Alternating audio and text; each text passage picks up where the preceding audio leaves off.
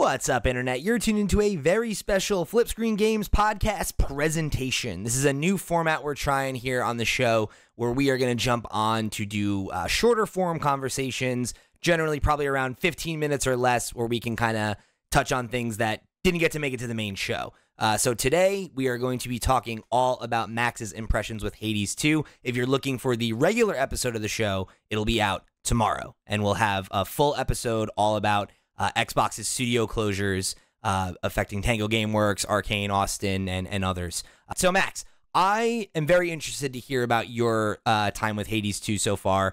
I have not yet played it myself. I was a fan of the original, not usually a big roguelike guy, but that one I think got its hooks in a lot of people, to be sure. Yeah, it's the best in the genre, to be honest. Right? I think that's fair to say. So talk to me about Hades 2, right? This is the first proper sequel that this team has ever done. Yeah, they've only ever done brand new IP, brand new games. The core team has generally been pretty similar. You know, they've always had the same sort of, even down to the idea of music being such a key part, and then the having lyrics and having singers in that, them being the same people every time that sort of work together constantly.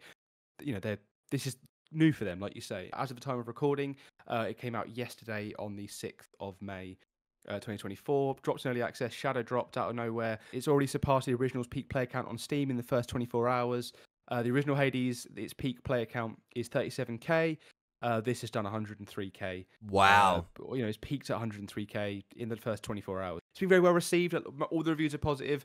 IGN gave it a 9 out of 10. Twice as big, almost double the content of the first game. And that's in the early access as well. That's just early access. The game isn't even complete and it's already massive. It's pretty much feature complete as far as I know. There's just some odd things missing. I've noticed a couple of these things missing. There's a weapon missing. They're still in development. The roadmap is out. They're working on sort of a new area, a new boss, a new weapon. They're going to sort of tidy some of these things up. And, there could be more content on the way. But there's also no ending to the story. But there is a full game here to play. You're not getting in like the first game, an area at a time. This is a complete game as far as I know. I've only played about 2 hours of it myself, 2.5 hours. And so far, it's great. Obviously, I was a huge fan of Hades in the first place. It was my game of the year for 2020. Like I said before, it really is the best in the genre. It's endlessly playable. It's so, the cat is really distracting me. Sorry, yeah. If you're over on YouTube, you'll get a chance to see my cat Lucas. He just hopped up. I immediately froze because I was like, "Do not step on anything." Yeah, that's good. He's gonna delete the whole thing. I'll get into it now. So the story here is set. It's an unknown amount of time after the first game. Potentially a very, very long time because of how long these sort of gods and goddesses live for. There's clearly some aging going on. You play as a new character. You're not Zagreus anymore. You're Melinoe. God, I've already forgotten how it's pronounced. Melinoe. She's the second daughter of Hades and Persephone. She's sort of born after the end of the first game. There's a picture of her with her mum and dad and Zagreus as a baby. But she grew up by herself because the Titan Kronos has killed Hades, seemingly, or at least captured him. He's taken control of the underworld. Zagreus, Persephone are missing. A lot of the characters in the first game, sort of their status is currently unknown. Melinoe has been hiding since she was a child, and she's been sort of trained by the Titan Hecate as part of a secret rebellion, and she's been trained to kill Kronos. Everything about her is she wants to kill Kronos. Her catchphrase is "Death of Kronos." They all want to sort of free the underworld. Whereas before Hades was a bit of a villain, he's now reformed himself by the end of the game, and now everyone is sort of anti-Kronos, anti-Titan, I think, a lot of the way. The gameplay loop is pretty much unchanged. Fine by me. We love Hades for what Hades is. Don't change it up too much. But there has been sort of some changes, some refinements. There's a greater focus on magic this time. The first game was very physical or melee combat with a couple of sort of range stuff, but there wasn't really magic built in. But Hecate and Melinoe are both witches. There's magic. There's a giant cauldron. There's a lot. Melinoe, Hecate is wearing a hat, a witch's hat. She's very much there's more mystical stuff. So you can now cast charged versions of your attacks. Every attack you do, whether it's your standard attack, your special attack, or your cast attack, has a charged attack.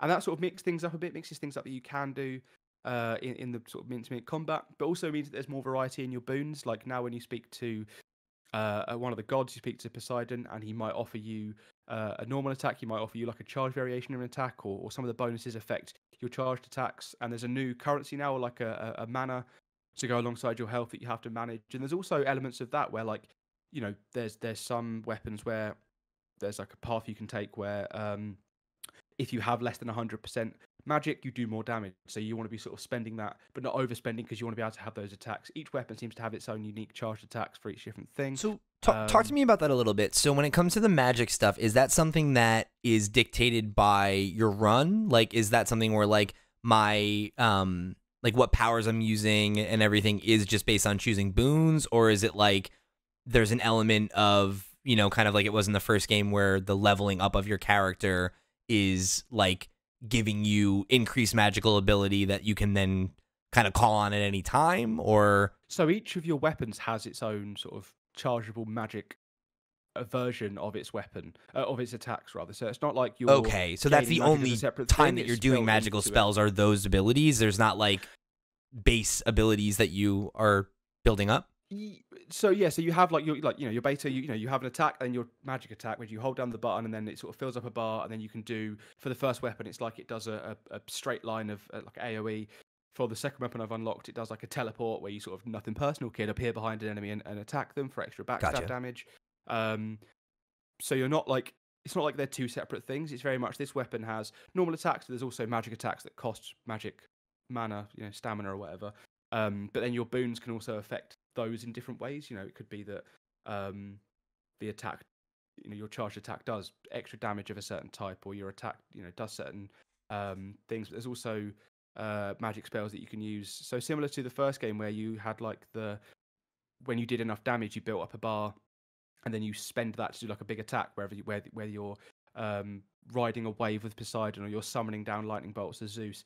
This one, the more magic, you fill up that bar by casting spells, and there's also now an extra pickup you can get, which increases your magic, your mana for that run. So it's not just health; you're also increasing your mana. It's Gotcha. you want to sort of manage both resources.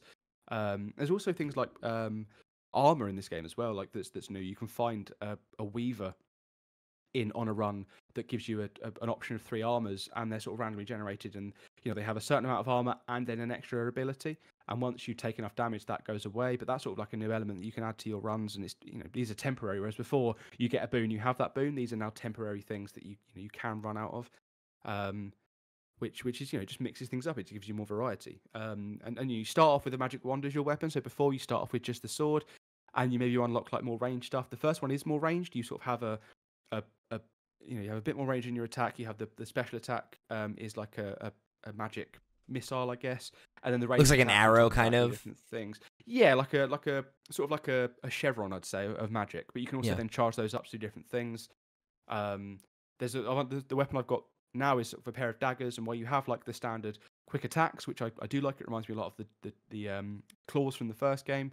There is also now like a throw for the second dagger, which reminds me of the spear from the first game, where you sort of aim it, you throw it, and when you charge that down, you can sort of throw 5 of them at once. You can also upgrade that. You get the hammer. I had one where once you throw it, it comes back to you and then does extra backstab damage. So you want to be throwing this through people, getting as many enemies as you can, and then catching them on the way back. So there's just while it is very familiar, there's also differences. It's not it's the same weapons, it's the same enemies. It feels like a new game in those ways. That's really cool. Like I think that's like a kind of novel way to approach a sequel, right? To be like, hey, like if you enjoyed Hades, right? Like the core gameplay loop is ultimately the same, but because the main character just has a different skill set, like you handle things differently. Like there's that inherent kind of difference to the flow of gameplay, and kind of subtly adding a couple new layers to it, I think is like a smart way to make it a little more dynamic, or like learn from some of the feedback and or mistakes, I guess you could say. But I don't know that there was many mistakes with the first game. No, definitely not. It's like mixing and remixing things that people liked in new ways, where there is new stuff. There's also this is familiar, but like enough to have novelty, given you in a different way. Yeah, exactly. Yeah, and it also feels like there's not so much of you are playing a ranged weapon or you are playing a melee weapon. There's now elements of both. I like that a lot, because that was, I think, something about the first game that I mean, it was cool, honestly, that like each one was so different, so you could really find like just what worked for you, and that it added a lot of replay value to be like, okay, like I'm good with this weapon, but I'm not good with this one, so that can kind of have this added challenge or whatever. But I kind of like the idea of you being able to have just like a slightly more dynamic kit overall, rather than having to be like, I'm doing melee this run or I'm doing range this run, and I have to double down on those things, or I'm not gonna hit high enough damage thresholds to survive or what have you, right? Like it is interesting to see just kind of like how much that slight addition like changes the rhythm of things. Like from what I'm looking at, the footage I'm watching here, like it is it feels a lot more friendly to kind of both styles of play. Yeah. And you can definitely still focus on certain things. You can like pick your boons to be like, oh, I want to do more melee stuff, or I want to do more. I picked some boons that meant that I was like doing more backstab damage. So I was using the spell ability that lets me jump behind enemies to attack them, because I was like, cool, I'm focusing on backstab here, so I'm gonna do this. And it's being able to sort of still craft different builds. And I'm still early game, so I've only maybe got 4 gods unlocked. A lot of the gods are sort of, some of them have changed roles, some of them are gone completely, some of them are back. Some of them are playing different roles in the game where they're like they don't give you boons anymore. They are like characters that are doing other things. They've added different gods and titans that come in. There's sort of a fire god now, and there's a moon titan and stuff like that. So it's sort of, it's mixing things up as well. There's also so there's only 4 weapons so far, but like I say, it seems like a lot of them have been sort of like combined with other weapons. So there's probably more unique stuff coming out. When I unlock it, there's another weapon planned in the roadmap right now, but there's also aspect variants of the main weapons. That was a big part of the first game, was there were 4 weapons or 5 weapons, but there's also aspects of them that change them up. That is also planned, so that's not out yet. Okay, but also cool. new to this game are there's tools. So before you had the fishing rod, and you could sort of find resources, whereas now you sort of have to unlock tools, and then those tools will let you find specific resources. You get a pickaxe if you want to find silver. There's like a shovel if you want to dig things up, but you can only take one of those with you at a time. So you have to sort of think about, right, what do I need now? What is this run going to do for me? Is it going to get me more silver so I can spend that resource somewhere? Or, oh, actually, no, I need to upgrade this, and I know that I need these resources, so I'm going to prioritize that. And there's a new system called Forget Me Not, where you can pick certain resources, and the game will tell you, oh, you're looking for this resource, by the way, so like maybe you should pick this door. And there's also benefits to doing that, like that's a really nice quality of life feature, I think, especially for newer players, to kind of like teach you how to make more efficient builds, and like funnel you towards like strategies that are going to make you more effective. Yeah, and it really does also take a lot of the guesswork out. Or it means there's no way of wasting a run, because you get to the end of it like, oh, I forgot I was looking for those, because now it just tells you, don't forget this. So before I sort of like, round off here, because we're almost at the end of the time here, visually it's very similar in first to in art style. It's very visually similar, but the new color palette's really nice. There's sort of new areas are really nice. It just feels different. There's a new vibe to it. Everyone's a bit sort of exhausted. They're clearly like fighting, because they're before they were the gods and Hades was ruler of the underworld. Now they're sort of like more of a scrappy group of rebels. Yeah, the idea that it's kind of like a rebellion and everything is like interesting, because it's like, I think it inherently, like, her context as a character is so much different than his, right? Like, he was this kind of like, there's that like kind of sense of this like kind of blasé, like very Gen X teenager, like, fuck you, dad kind of energy. And it's like, this is so much more like, it's like this righteous, like holy war, or whatever. And it's like, it's interesting. Like a Nepo baby. He was a Nepo baby trying to make his way in the world. Whereas now this is like, she is like, I want to kill this dude because he ruined my family and he fucked everything up. I'm interested to see like, his reveal over time, considering he's, missing or whatever. It's going to be interesting to see like, good to see where he comes. I'm looking forward to seeing where a lot of these characters reappear, because some of them have reappeared. It's like, that's really interesting. That's a nice take, because, for example, one of the characters, every time their boon came up, I was like, oh, this is useless to me. But now they're playing a different role. I'm like, cool, I'm really interested in what that means, where they're going to come up. So, yeah, obviously it looks great. It sounds great. The voice acting's great. The designs are great. So far, it's just really good. I've just beaten the first boss. I've got to the second area. Honestly, it's great. It's perfectly on Steam Deck. Hopefully by the time the game comes out by the end of the year, or sort of start of next year on other consoles, and 1.0 releases on PC, it's going to be even better. So yeah, I think if you liked the first game, or you're interested in roguelikes at all, I say check out Hades 2 on Steam Early Access. Just great.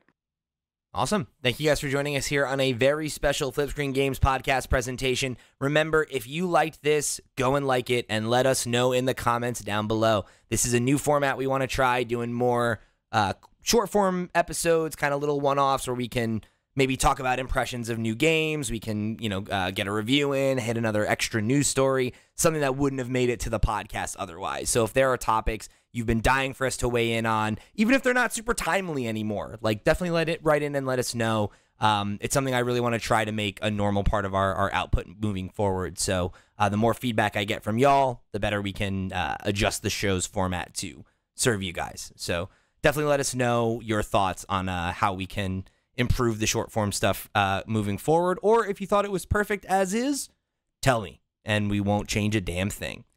All right, so that's going to wrap it up for this special presentation of the FlipScreen Games podcast. Remember, head over to flipscreen.games. That's our website where you can find links to all the places we are all over the web. You can find the parent show where we're going to be talking about the Xbox studio closures tomorrow. You can find 2 episodes of Nintendo Noise this week and a lot more good content. However you choose to get involved, we thank you for tuning in to another episode of the FlipScreen Games podcast. We'll see you tomorrow.